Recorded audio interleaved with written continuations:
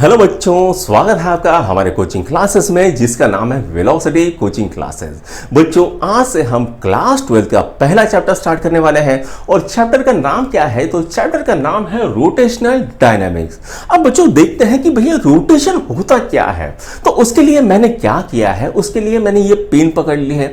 अब मान लो इस पेन में से एक एक्सिस पास हो रहा है। अगर ये ऑब्जेक्ट इस तरह से रोटेट हो रहा है इस एक्सिस के अलोंग, तो हम क्या कहेंगे? हम ये कहेंगे कि हमारे ये ऑब्जेक्ट रोटेशन कर रहा है। अब डायनेमिक्स यानी क्या? तो मैं क्या कर रहा हूं, इसको रोटेट करने के लिए कुछ फोर्स लगा रहा हूं। तो जो फोर्स की स्टडी हम करेंगे जिसके कारण ये रोटेट हो रहा है, तो वो कहां पर आएगी? वो आएगी डायनेमिक्स के अंदर। यानी हमको क्या पढ़ना है? तो रोटेशनल डायनेमिक्स पढ़ना है। समझ में आ गया? रोटेशनल डायनेमिक्स यानी क्या होता है? कुछ टफ है इसके अंदर। तो आइए स्टार्ट करते हैं इंट्रोडक्शन से। तो इंट्रोडक्शन में हमारे यहां पर सर्कुलर मोशन की डेफिनेशन लिखी है। तो सर्कुलर मोशन होता क्या है भैया? तो सर्कुलर मोशन होता है motion of an object along the circumference of circle. यानी अगर कोई ऑब्जेक्ट किसी ऑब्जेक्ट के सर्कमफरेंस ऑफ सर्कल में घूम रहा है तो हम क्या कहेंगे? वो ऑब्जेक्ट क्या कर रहा है? तो वो ऑब्जेक्ट सर्कुलर मोशन कर रहा है। क्या कर रहा है? सर्कुलर मोशन कर रहा है। उसके लिए हमने क्या लिया है? उसके लिए हमने लिया है एक ऑब्जेक्ट। ये ऑब्जेक्ट क्या कर रहा है? तो ये उसका सर्कमफरेंस ऑफ सर्कल है, इसके अलोंग वो घूम रहा है। इस तरह से घूम रहा है, घूम रहा है, घूम रहा है। अब यहां पर दो एक्सिस ऑफ रोटेशन है। ये वाला एक एक्सिस ऑफ रोटेशन है और इस ऑब्जेक्ट के अंदर से जाने वाला और एक एक्सिस ऑफ रोटेशन है। अगर मान लो इस एक्सिस ऑफ रोटेशन के अलोंग ये ऑब्जेक्ट घूम रहा है, जैसे ये एक्सिस ऑफ रोटेशन है और हमारा ऑब्जेक्ट इस तरह से ऐसा घूम रहा है, तो हम क्या कहेंगे? हम कहेंगे हमारा ऑब्जेक्ट क्या कर रहा है? तो हमारा ऑब्जेक्ट रिवॉल्यूशन कर रहा है। और मान लेते हैं यहां पर ये ऑब्जेक्ट है और उसका एक्सिस ऑफ रोटेशन इसी में से पास हो रहा है और ये ऐसे घूम रहा है, तो हम क्या कहेंगे? हमारा ऑब्जेक्ट क्या कर रहा है? तो हमारा ऑब्जेक्ट रोटेशन कर रहा है। तो यहां पर रिवॉल्यूशन की डेफिनेशन लिखी हुई है। If object undergoes circular motion about some point outside the object or about some other object, मान लो यहां पर मैंने कोई एक ऑब्जेक्ट ले लिया और ये दूसरा ऑब्जेक्ट है। ये अगर इस तरह से घूमेगा तो हम क्या कहेंगे? ये ऑब्जेक्ट क्या कर रहा है? तो ये ऑब्जेक्ट रिवॉल्यूशन कर रहा है। और रोटेशन की बात क्या करेंगे? जैसे यहां पर एक एक्सिस ऑफ रोटेशन ले लिया और ये ऐसे घूम रहा है, तो हम क्या कहेंगे? ये ऑब्जेक्ट क्या कर रहा है? तो ये ऑब्जेक्ट रोटेशन कर रहा है। क्या इसमें कुछ डिफिकल्ट है? समझ में आया? तो इसको नोट डाउन करिए, फिर आगे बढ़ते हैं। तो अभी हमें देखना है कैरेक्टरिस्टिक ऑफ सर्कुलर मोशन। तो पहला कैरेक्टरिस्टिक क्या है? It is an accelerated motion. अब ये एक्सेलरेशन क्या होता है? तो एक्सेलरेशन की अगर हम डेफिनेशन देखें, rate of change of velocity with respect to time को हम क्या कहते हैं? तो उसको हम क्या कहते हैं? एक्सेलरेशन कहते हैं। अब हमने क्या कहा है कि हमारी जो सर्कुलर मोशन है वो कैसी है? वो एक्सेलरेटेड मोशन है। तो हम क्या करेंगे? सबसे पहले तो यहां पर एक ऑब्जेक्ट बना लेंगे। ये हो गया इसका सर्कमफरेंस ऑफ सर्कल और मान लेते हैं कि ये ऑब्जेक्ट इस एक्सिस ऑफ रोटेशन के अलोंग घूम रहा है। अब अगर यहां पर मैं क्या करता हूं, हमारा जो वेलोसिटी है ये कैसी क्वांटिटी है? तो ये एक वेक्टर क्वांटिटी है। यानी इसके पास दो चीजें रहेंगी। तो इसके पास क्या रहेगा रे बेटा? तो यहां पर इसके पास रहेगा मैग्नीट्यूड और क्या रहेगा? इसके पास रहेगा डायरेक्शन। दोनों रहेगा इसके पास, मैग्नीट्यूड और डायरेक्शन। मान लो इसका मैग्नीट्यूड ले लेता हूं 5 मीटर पर सेकंड, ठीक है? इसका मैग्नीट्यूड कंटिन्यूअसली कांस्टेंट है। तो क्या यहां पर एक्सीलरेटेड मोशन होगी? बिल्कुल होगी। क्यों? भले ही इसका मैग्नीट्यूड सेम है लेकिन इसकी डायरेक्शन कंटिन्यूअसली चेंज हो रही है। अब ये यहां से गया तो इसकी डायरेक्शन हम कैसे दिखाते हैं? टेंजेंशियल दिखाते हैं। फिर यहां से यहां पर गया, इसकी डायरेक्शन ऐसे दिखाता है। फिर यहां पर गया, इसकी डायरेक्शन ऐसे दिखाता है। फिर यहां पर गया, इसकी डायरेक्शन ऐसे दिखाता है। फिर यहां पर गया, इसकी डायरेक्शन ऐसे दिखाएंगे। फिर यहां पर गया, इसकी डायरेक्शन ऐसे दिखाएंगे। तो हम क्या करते हैं? इसकी जो डायरेक्शन है ये कंटिन्यूअसली चेंज हो रही है। भले ही इसका मैग्नीट्यूड कांस्टेंट है लेकिन इसकी डायरेक्शन कंटिन्यूअसली चेंज हो रही है, जिसके कारण हम क्या कहेंगे? सर्कुलर मोशन कैसी मोशन होती है? तो सर्कुलर मोशन एक एक्सेलरेटेड मोशन होती है। समझा? इसको नोट डाउन करो। दूसरी चीज, it is a periodic motion. अब यहां पर क्या हो रहा है बच्चों? ये यहां से गया, अब ये इसके ट्रैजेक्टरी है, यहां से ये ऐसे घूम फिर के वापस आ रहा है, तो ये क्या कर रहा है, ये एक रिपीटेड पाथ को फॉलो कर रहा है, एक रिपीटेड ट्रैजेक्टरी को फॉलो कर रहा है, जिसके कारण हम क्या कहेंगे, तो it is a periodic motion. ये 2 पॉइंट है, इनको लिख लो। हमारा नेक्स्ट टॉपिक क्या है, तो नेक्स्ट टॉपिक है काइनेमैटिक्स ऑफ सर्कुलर मोशन। अब ये काइन मतलब क्या होता है, तो काइन मतलब होता है मोशन, और मैटिक्स मतलब क्या होता है, तो मैटिक्स मतलब मैथ। यानी सर्कुलर मोशन के वक्त जितनी भी मैथ्स लगने वाली है वो हम कहां पर पढ़ेंगे, वो हम अभी पढ़ेंगे। तो बच्चों इससे पहले आपने लीनियर मोशन के बारे में पढ़ा होगा, राइट। लीनियर मोशन पढ़ा था हमने, उसके अंदर हमने x को लिया था डिस्प्लेसमेंट, याद होगा आपको x को क्या लिया था हमने, तो x को लिया था डिस्प्लेसमेंट। वहीं v को क्या लिया था, v को हमने वेलोसिटी लिया था, और वेलोसिटी का फॉर्मूला क्या था, dx बाय dt, यानी rate of change of displacement with respect to time क्या हो रहा था हमारा, तो वो हो रहा था वेलोसिटी। उसके बाद हमने लिया था एक्सेलरेशन, ए क्या होता है एक्सेलरेशन, और इसका क्या फॉर्मूला था, a is equal to dv by dt। अब ये dv बाई dt क्या होता है, rate of change of velocity with respect to time क्या होता है, एक्सेलरेशन होता है। अगर किसी चीज की वेलोसिटी अगर कांस्टेंट है तो क्या वहां पर एक्सेलरेशन होगा, तो वहां पर किसी भी तरह का एक्सेलरेशन नहीं होगा, उसका एक्सेलरेशन 0 होगा। अब जब हम यहां पर सर्कुलर मोशन को पढ़ रहे हैं, क्या पढ़ रहे हैं, सर्कुलर मोशन, तो यहां पर ये जो टर्म है वो सब चेंज हो जाएगी। तो यहां पर है हमारा x जो कि दर्शा रहा है डिस्प्लेसमेंट, यहां पर उसकी जगह पे लिखेंगे थीटा, और ये क्या दर्शाएगा, तो ये दर्शाएगा आपको एंगुलर डिस्प्लेसमेंट। क्या दर्शाएगा, ये दर्शाएगा आपको एंगुलर डिस्प्लेसमेंट। उसी तरह से यहां पर लिखा था v, ये दर्शा रहा था आपको वेलोसिटी। अब यहां पर हम लिखेंगे ओमेगा, और ये क्या दर्शाएगा, तो ये दर्शाएगा एंगुलर वेलोसिटी। क्या दर्शाएगा, एंगुलर वेलोसिटी। मैंने एंगुलर की जगह पे खाली ए लिख के रख दिया, आप पूरा का पूरा लिखो इसको एंगुलर वेलोसिटी। अब एंगुलर वेलोसिटी का फॉर्मूला क्या आएगा बेटा, वो आएगा rate of change of angular displacement with respect to time. क्या आएगा, rate of change of angular displacement with respect to क्या टाइम, क्या आएगा, तो ये आएगा एंगुलर वेलोसिटी। अब बात करते हैं एक्सीलरेशन की, तो यहां पर है बच्चों लीनियर एक्सीलरेशन। अब यहां पर हम क्या लेंगे, तो यहां पर हम लेंगे एंगुलर एक्सीलरेशन।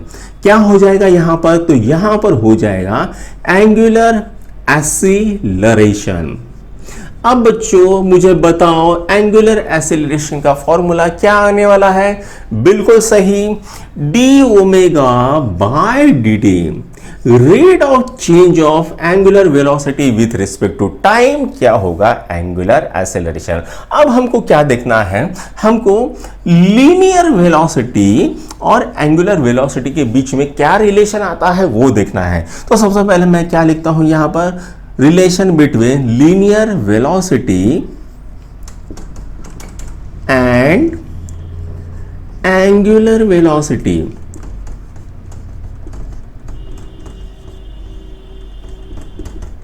और यहां पर क्या लिख देता हूं, रिलेशन बिटवीन।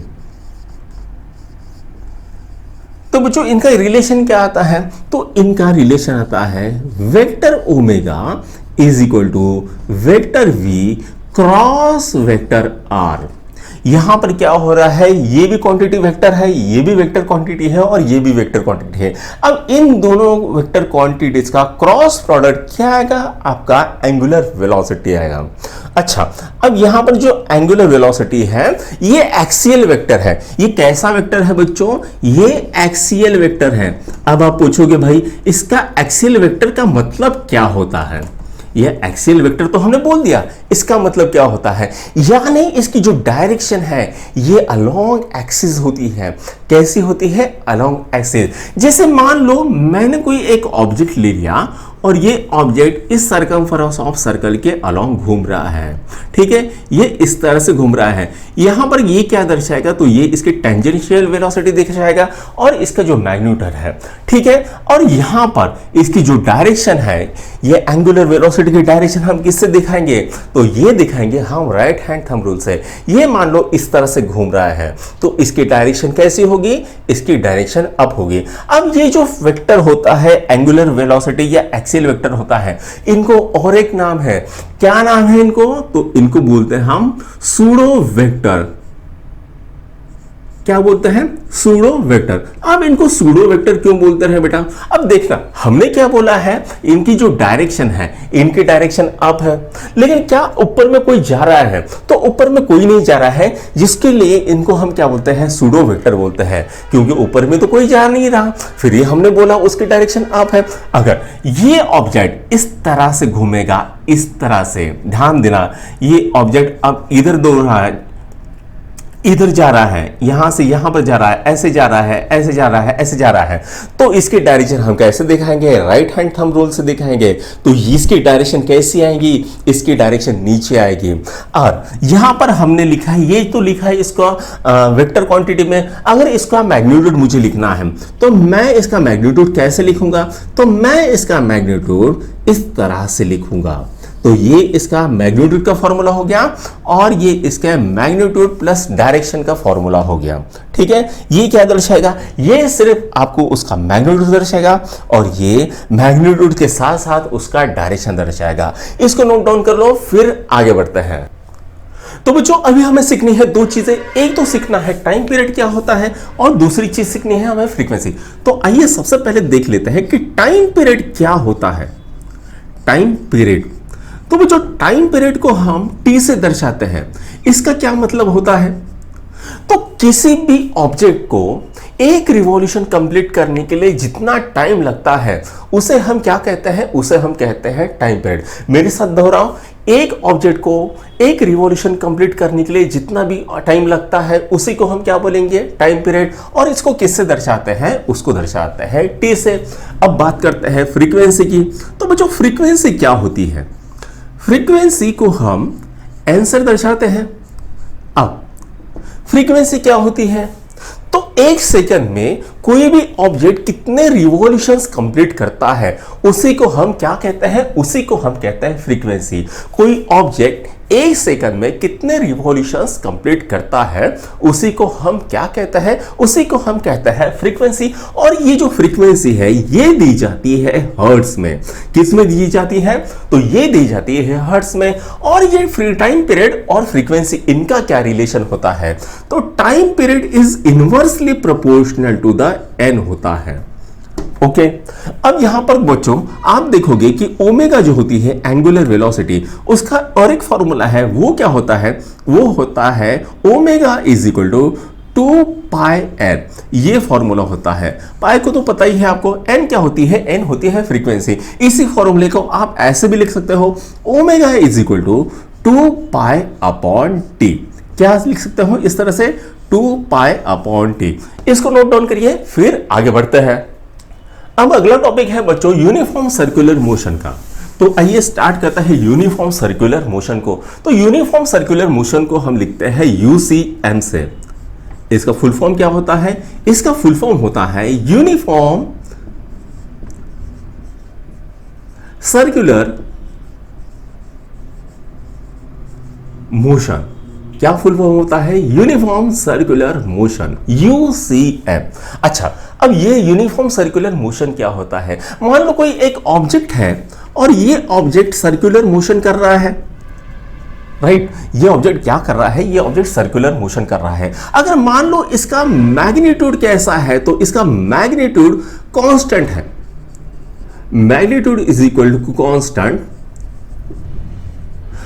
डायरेक्शन तो चेंज होती रहेगी, है ना, डायरेक्शन सर्कुलर मोशन में चेंज होते रहते हैं। अभी अभी हमने देखा था, अगर किसी ऑब्जेक्ट के वेलोसिटी का मैग्नीट्यूड अगर कांस्टेंट है तो वैसी मोशन को हम क्या कहते हैं, वैसी मोशन को हम कहते हैं यूनिफॉर्म सर्कुलर मोशन।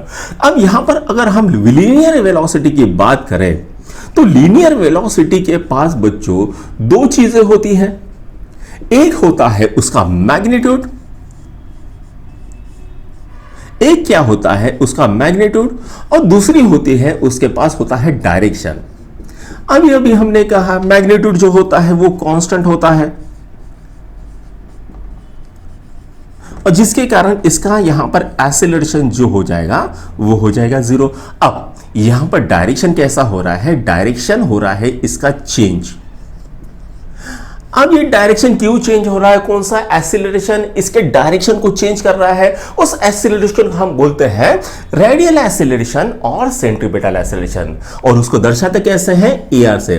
कौन सा एक्सेलरेशन बोलते हैं बच्चों, उसको बोलते हैं रेडियल एक्सेलरेशन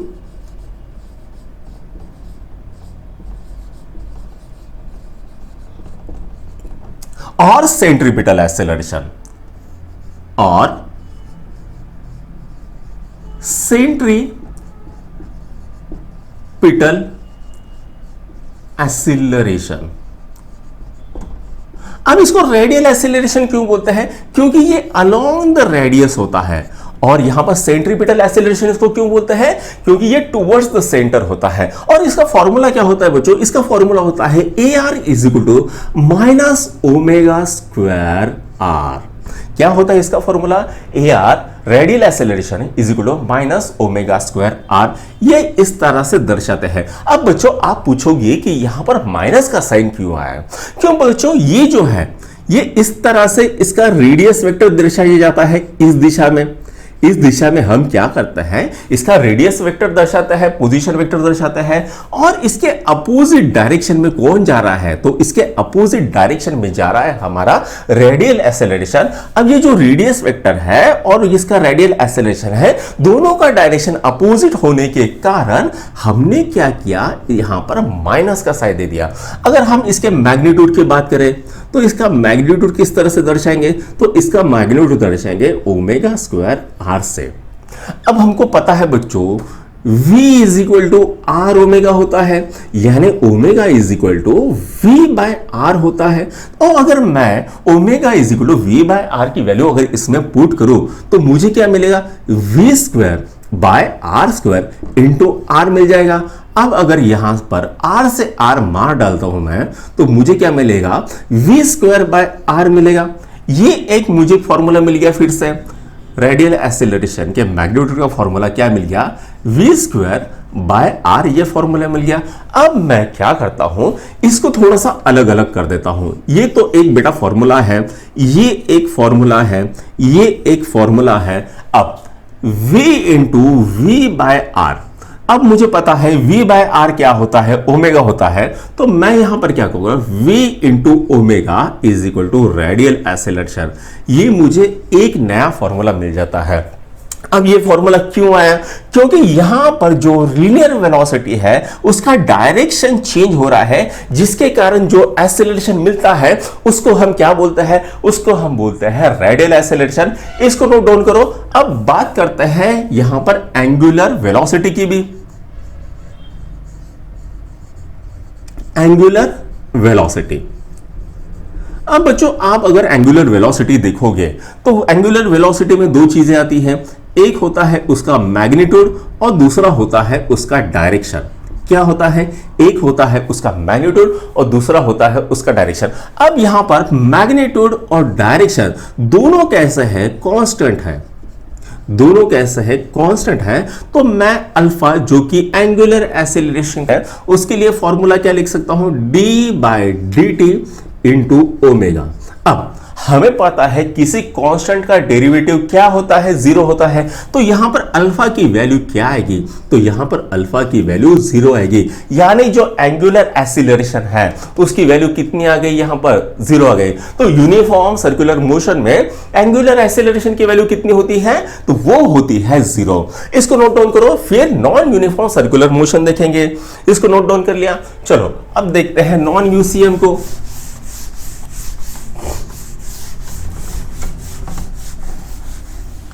अब क्या देखते हैं, नॉन यूसीएम को। यानी क्या होता है, यानी होता है नॉन यूनिफॉर्म सर्कुलर मोशन। अब यहां पर नॉन यूनिफॉर्म सर्कुलर मोशन कब होता है? मान लीजिए आपका कोई पंखा है और बंद है, बहुत यहां पर गर्मी हो रही है, मैं पूरा पसीने से गीला हो गया, मैंने पंखा भी बंद कर लिखाया है, और अगर मान लो मुझे पंखा चालू करना है तो पंखा क्या करेगा? धीरे धीरे घूमेगा और उसकी धीरे धीरे क्या होगी? स्पीड बढ़ेगी। अब यहां पर क्या हो रहा है? उसका डायरेक्शन भी चेंज हो रहा है और उसका मैग्नीट्यूड भी चेंज हो रहा है। तो यहां पर नॉन यूनिफॉर्म सर्कुलर मोशन में क्या होता है? जो लीनियर वेलोसिटी होती है, लीनियर वेलोसिटी, उसका मैग्नीट्यूड भी चेंज होता है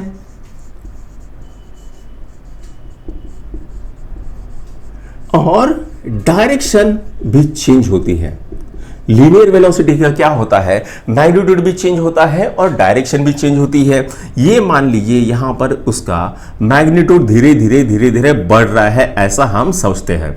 अब हमको पता है लीनियर वेलोसिटी में जो डायरेक्शन चेंज होता है उसके कारण वो हमको जो एक्सेलरेशन मिलता है, या ऐसा कहेंगे कि जिस एक्सेलरेशन के कारण लीनियर वेलोसिटी का डायरेक्शन चेंज होता है उसको कौन सा एक्सेलरेशन कहते हैं? उसको रेडियल या सेंट्रीपिटल एक्सेलरेशन कहते हैं। अभी हमने देखा और उसका फॉर्मूला भी निकला था, -ω²r, ये फॉर्मूला था हमारा उसका। अब यहां पर मैग्नीट्यूड की बात करते हैं। मैग्नीट्यूड में क्या हो रहा है? मैग्नीट्यूड भी तो चेंज हो रहा है ना, यहां पर मैग्नीट्यूड भी चेंज हो रहा है। अब यहां पर जो मैग्नीट्यूड चेंज हो रहा है जिसके कारण हमें जो एक्सेलरेशन मिलती है, या जिस एक्सेलरेशन के कारण इसका मैग्नीट्यूड चेंज होता है, उसको हम कौन सा एक्सेलरेशन बोलते हैं? उसको हम बोलते हैं टेंजेंशियल एक्सेलरेशन। कौन सा एक्सेलरेशन बोलते हैं? उसको हम बोलते हैं टेंजेंशियल एक्सेलरेशन। अब ये टेंजेंशियल एक्सेलरेशन का फॉर्मूला कैसे निकालता है वो भी देखते हैं। तो यहां पर at is equal to d/dt into v, ये आगे इसका फॉर्मूला। अब यहां पर v की जगह पे मैं क्या लिखता हूं? v is equal to r omega d/dt into r omega. तो यहां पर r को अगर मैं बाहर निकाल देता हूं, r क्या है? यहां पर रेडियस उसकी हमेशा कांस्टेंट रहेगी, तो r is equal to d omega by dt। ठीक है, और हमको पता है d omega by d t क्या होता है? वो अल्फा होता है। तो हमें ए टी क्या मिल जाएगा? वो मिल जाएगा आर अल्फा। तो ये हमारे पास टेंजेंशियल एक्सेलरेशन का फॉर्मूला आ गया। यहां पर रेडियल एक्सेलरेशन फॉर्मूला ऑलरेडी हमने दिया है। अब बात करते हैं एंगुलर वेलोसिटी की। बात क्या करेंगे? एंगुलर वेलोसिटी की।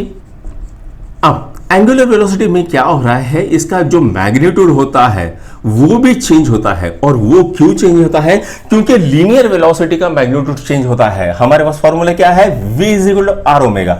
अगर ये चेंज हो गया तो ये भी तो चेंज होगा ना, भले ही ये रेडियस कांस्टेंट रहे, लेकिन अगर ये इसका मैग्नीट्यूड चेंज हो गया तो इसका भी मैग्नीट्यूड चेंज हो जाएगा, जिसके कारण इसका मैग्नीट्यूड क्या होता है? इसका मैग्नीट्यूड चेंज होता है, राइट। इसका मैग्नीट्यूड चेंज हो गया तो इसका फॉर्मूला क्या आएगा? तो इसका फॉर्मूला है alpha is equal to d omega by d t. ये इसका फॉर्मूला निकल के आता है। तो बच्चों हमने यहां पर देखा नॉन यूनिफॉर्म सर्कुलर मोशन में हमको तीन तरह के एक्सेलरेशन मिल रहे हैं। पहला कौन सा है? टेंजेंशियल एक्सेलरेशन, जो क्यों आ रहा है? उसके मैग्नीट्यूड की चेंज कर रहा है। दूसरा है इसका रेडियल एक्सेलरेशन, जो आ रहा है लीनियर वेलोसिटी के डायरेक्शन की चेंज होने के कारण आ रहा है। और तीसरा है आपको मिल रहा है एंगुलर एक्सेलरेशन। इसको हम क्या बोलेंगे? इसको हम बोलेंगे एंगुलर एक्सेलरेशन। क्यों हो रहा है? क्योंकि इसका मैग्नीट्यूड जो है वो चेंज हो रहा है। इसका डायरेक्शन कैसे रहेगा? तो इसका डायरेक्शन हमेशा कांस्टेंट रहेगा। ठीक है, तो ये इसको लिख लीजिए आप, फिर आगे बढ़ते हैं। ओके, छाप लिया। चलो मैं इसको मिटा देता हूं।